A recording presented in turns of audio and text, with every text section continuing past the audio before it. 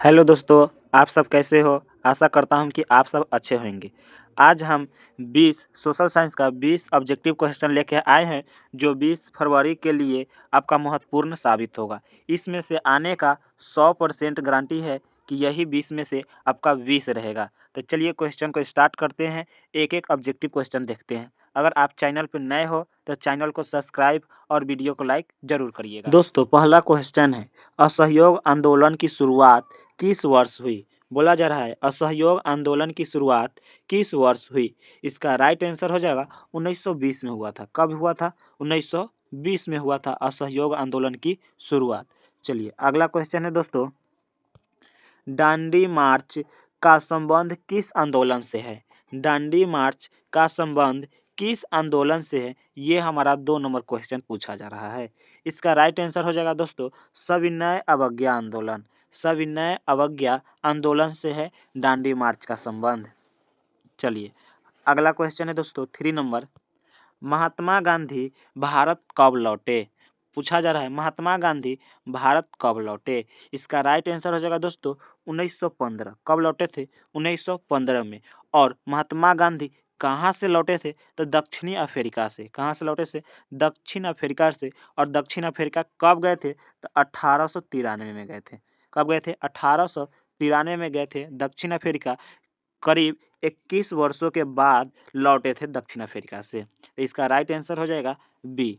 अगला क्वेश्चन है दोस्तों, प्रथम विश्व युद्ध कब समाप्त हुआ? पूछा जा रहा है प्रथम विश्व युद्ध कब समाप्त हुआ? देखिए प्रथम और द्वितीय विश्व युद्ध में भारत का कोई लेना देना नहीं है। नहीं प्रथम में भारत सम्मिलित था और न द्वितीय में सम्मिलित था। भारत उस समय गुलाम था। 1919 में भारत में एक घटना हुआ था। 13 अप्रैल 1919 को जलियांवाला बाग हत्याकांड हुआ था। इससे ठीक 1 वर्ष पहले प्रथम विश्व युद्ध खत्म हो चुका था। इसका राइट आंसर हो जाएगा 1918 में समाप्त हो गया था प्रथम विश्व। कब स्टार्ट हुआ था? तो 1914 में स्टार्ट हुआ था। करीब 4 वर्षों चला था। कितना वर्ष? 4 वर्षों चला था प्रथम विश्व युद्ध। अगला क्वेश्चन है, भारत का सबसे बड़ा राज्य क्षेत्रफल की दृष्टि से कौन सा है? पूछा जा रहा है भारत का सबसे बड़ा राज्य क्षेत्रफल की दृष्टि से कौन सा है? इसका राइट आंसर हो जाएगा दोस्तों राजस्थान। क्या हो जाएगा? राजस्थान। और राजस्थान से एक क्वेश्चन और बनता है, राजस्थान में थार मरुस्थल पाया जाता है। कौन? थार मरुस्थल। ये भी याद रखिएगा। ये भी पूछा जाएगा भारत के प्रसिद्ध मरुस्थल कौन है? तो थार मरुस्थल। चलिए अगला क्वेश्चन है, बोल रहा है काली मिट्टी किस फसल के लिए उपयुक्त है? काली मिट्टी किस फसल के लिए उपयुक्त है? गेहूं, चावल, कपास, जूट किसके लिए उपयुक्त है? इसका राइट आंसर हो जाएगा दोस्तों कपास के लिए। किसके लिए? कपास के लिए। और हम इसी को काली मिट्टी को रेगूर मिट्टी कहते हैं। क्या? रेगूर मिट्टी कहते हैं। और कपासीय मिट्टी कहते हैं। क्या कहते हैं? कपासीय मिट्टी काली मिट्टी को ही कहते हैं। चलिए अगला क्वेश्चन है दोस्तों 7 नंबर, भारत में सबसे अधिक वर्षा कहाँ होता है? भारत में सबसे अधिक वर्षा कहाँ होता है? इसका राइट आंसर हो जाएगा मौसिन राम चेरापूंजी में होता है, जो कि कहाँ है? मेघालय में स्थित है। चलिए अगला क्वेश्चन है दोस्तों 8 नंबर। हमारा 8 नंबर क्वेश्चन है, भारत की सबसे लंबी नदी कौन सी है? भारत की सबसे लंबी नदी कौन सी है? इसका राइट आंसर हो जाएगा दोस्तों गंगा। क्या है? गंगा। और विश्व के 8वें और 10वें स्थान पर गंगा और ब्रह्मपुत्र को रखा गया है। पूछा जाएगा भारत के कौन कौन सी नदी को विश्व के 10वें और 8वें और 10वें स्थान पर रखा गया है? तो ब्रह्मपुत्र और गंगा को रखा गया है। चलिए अगला क्वेश्चन है दोस्तों, भारत को गणराज्य कब घोषित किया गया था? भारत को गणराज्य कब घोषित किया गया था? इसका राइट आंसर हो जाएगा 26 जनवरी 1950 को। बोला जा रहा है भारत को कब गणराज्य यानी भारत में संविधान कब लागू हुआ था? तो 26 जनवरी 1950 को भारत में संविधान लागू हुआ था। अगला क्वेश्चन है 10 नंबर, बोला जा रहा है भारत संविधान को अपनाया गया। भारत संविधान को अपनाया गया, यानी कि 26 नवंबर 1949 को हमारा संविधान बन के रेडी हो गया था, जिसे अपनाया गया था, 1949 में अपनाया गया था। और पूछा जाए संविधान का बैठक किस वर्ष हुआ था, तो 1946 में हुआ था। किस वर्ष हुआ था? 1946 में संविधान का बैठक हुआ था। चलिए अगला क्वेश्चन देखते हैं। बोल रहा है भारत में मौलिक अधिकारों की संख्या कितनी है? भारत में मौलिक अधिकारों की संख्या कितनी है? इसका राइट आंसर हो जाएगा 6 है। कितनी है? 6 मौलिक अधिकारों की संख्या है। अगला क्वेश्चन है दोस्तों, भारत का सर्वोच्च न्यायालय कहाँ स्थित है? बोला जा रहा है भारत का सर्वोच्च न्यायालय कहाँ स्थित है? इसका राइट आंसर हो जाएगा नई दिल्ली। कहाँ स्थित है? नई दिल्ली स्थित है। चलिए अगला क्वेश्चन है दोस्तों, नेक्स्ट क्वेश्चन है, लोकतंत्र में वास्तविक शक्ति किसके पास होती है? लोकतंत्र में वास्तविक शक्ति किसके पास होती है? इसका राइट आंसर हो जाएगा जनता के पास।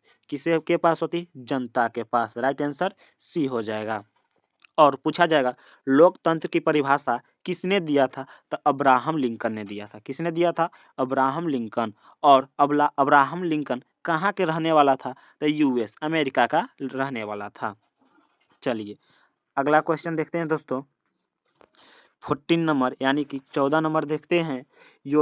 योजना आयोग की स्थापना कब हुई? योजना आयोग की स्थापना कब हुई? इसका राइट आंसर हो जाएगा 1950 में हुआ था। कब हुआ था? 1950 इज द राइट आंसर। अगला क्वेश्चन है दोस्तों 15 नंबर। हमारा क्वेश्चन बोल रहा है भारत की अर्थव्यवस्था किस प्रकार की है? भारत की अर्थव्यवस्था किस प्रकार की है? इसका राइट आंसर हो जाएगा मिश्रित। किस प्रकार की है? मिश्रित अर्थव्यवस्था है। चलिए अगला क्वेश्चन देखते हैं दोस्तों, 16 नंबर बोल रहा है मानव विकास सूचकांक HDI किसके द्वारा जारी किया जाता है? इसका राइट आंसर हो जाएगा दोस्तों UNDP। किसके द्वारा किया जाता है? UNDP के द्वारा किया जाता है।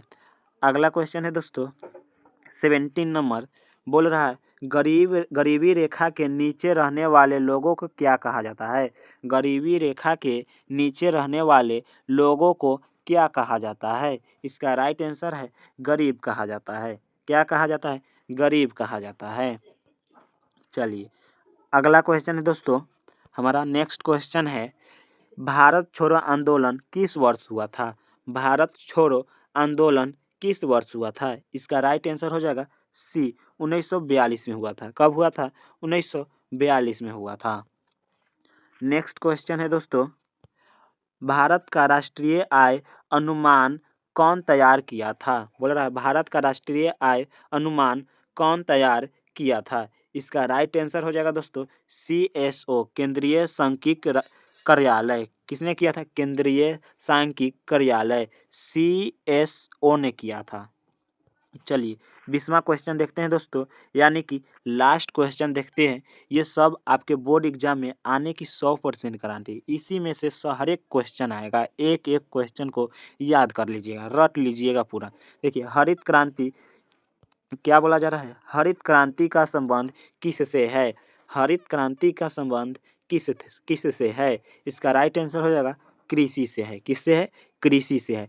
अगर आप 2026 में एग्जाम देने वाले हैं तो इसमें से 20 में से 20 क्वेश्चन आएगा। पूरा मॉडल पेपर से छाटा हुआ ऑब्जेक्टिव क्वेश्चन है। तो आप इसे याद कर लेते हैं ना, तो आपका 20 नंबर पक्का हो जाएगा। चलिए मिलते हैं अगले नए वीडियो में, तब तक के लिए जय हिंद जय भारत।